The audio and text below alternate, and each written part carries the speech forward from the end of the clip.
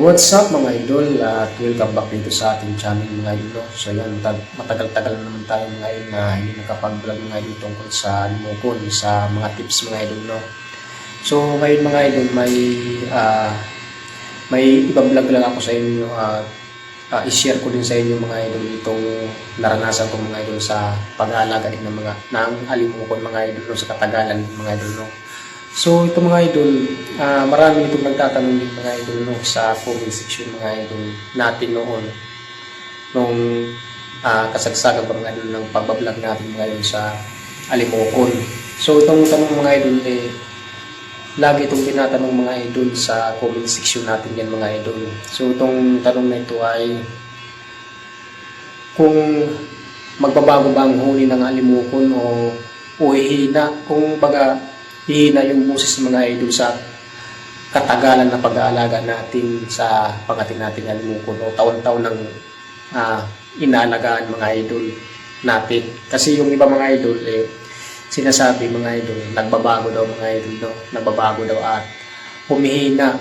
Ang iba nga nagsasabi lumiliit daw mga idol yung boses. Totoo naman yung mga idol, pero sa experience ko mga idol, bumabalik yun mga idol. Lumihina siya mga idol, pero bumabalik yun mga idol. Kasi depende yan mga idol sa sa pag-aalaga ng mga idol. Kung halimbawa napabayaan yung mga idol yung alimukon mo, yun talaga minsan nga mga idol, may time na hindi na yan uhuni kasi halimbawa napabayaan yung sa pag-aalaga, sa pagkain yung mga idol, hindi na talaga yan uhuni mga idol.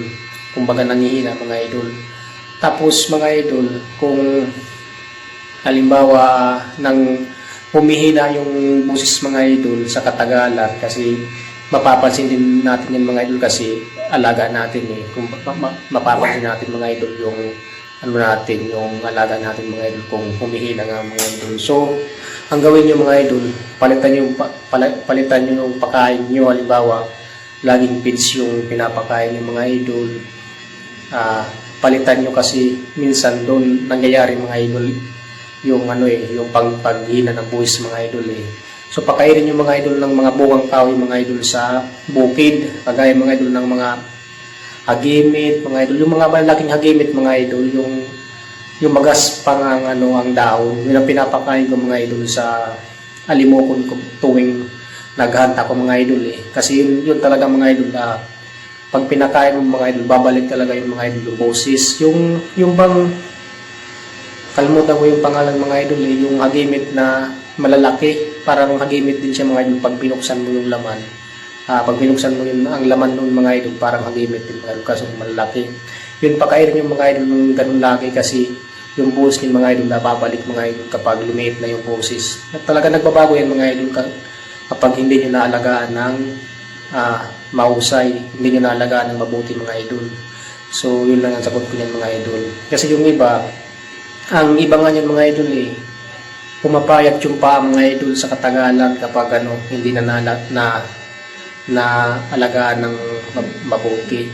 Yan. Ang iba dyan mga idol, kapag hindi nyo na naalagaan ng mabuti yung alimokon yung mga idol, pero naalagaan yung mga idol pero hindi yung pinapalitan yung pagkain nyo kasi minsan doon nga mga idol sa pagkain nangyayari yun minsan mga idol. Kapag ganun mga idol, papalitan nyo nga mga idol. Yung iba kasi mga idol, mapapansin yung mga idol, humuhuni nga siya mga idol pero mabilis mapagod. Yan. Halimbawa pag ginanit yung mga idol, uhuni yan mga idol ng mga ilan tapos yung titigil na ulit mga idol. So mamaya-maya na ulit uhuni yan. So ganyan na nangyayari mga idol pag matanda na yung alimokon mga idol. Yan. So sa disco lang sa inyo mga idol, pakainin yung mga idol ng mga bungang kahoy mga idol sa nadadaanan yung mga idol sa paghahunt nyo, yung babalik ang boses ng mga idol. Basta wag yung mga idol na pabayaan na pumayat yung alaga ng alimokon. So yun lang. So maraming salamat sa panonood nyo at ingat kayo lagi kami sa ating lahat. Bye-bye.